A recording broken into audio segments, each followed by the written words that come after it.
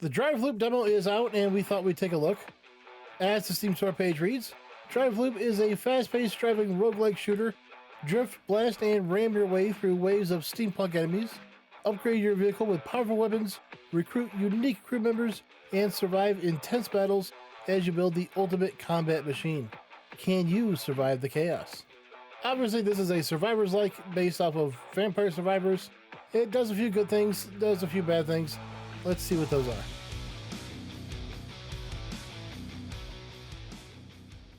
Right off the bat with visual presentation, it's serviceable.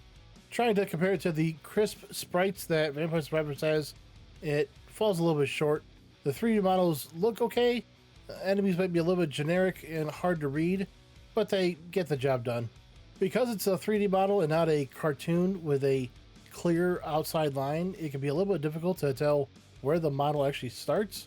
As to whether you're close enough to take damage, it can be sometimes hard to tell. Especially when the mobs start to get pretty stacked up.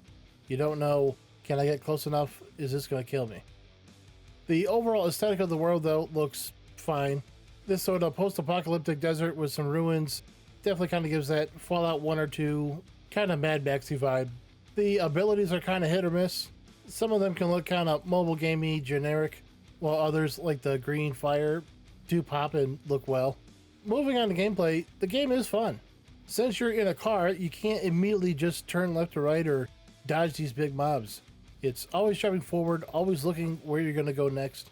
It creates this kind of hastiness to the game. Especially when you're worrying about picking up those XP dots, you really got to either kite the enemies in a bigger loop, which hence the name, or you have to build your car out so you can take a few hits as you make a dash through those mobs. Outside of your abilities, the neatest pickup are going to be these other people that you can recruit to ride in your car with you. Each of them comes with a unique weapon, submachine gun, shotgun, sniper rifle, one guy throws explosives. They add to your basic attack, and they do seem to benefit from the upgrades that you pick, whether it's additional ammo or fire speed. Getting a few of those as opposed to the other types of upgrades can definitely boost your damage output. It does seem like the enemies scale a bit quicker than your abilities do, so trying to take out big mobs all at once is not really doable, which will eventually just mean to you losing. This being only a demo, there were a lot of things locked off. It looks like the additional kind of career perks or unlocks were not available. We would definitely be interested to see what those kind of add to the game. Looks like there could be a couple of new vehicles, as well as a whole bunch of new perks that you could unlock. Overall, though, for a demo, we think pretty good. The uniqueness of the always drive forward gameplay is enough to keep our interest. The full release is April 9th. Depending on price, we'll be looking to pick this up to try out those extra features that were missing in the demo. They have some trailers on the Steam store page that does show off perhaps what was missing. Different maps, boss fights, different abilities. Hopefully Driveloop has enough depth to make it worth it. Did you happen to pick up and play this demo?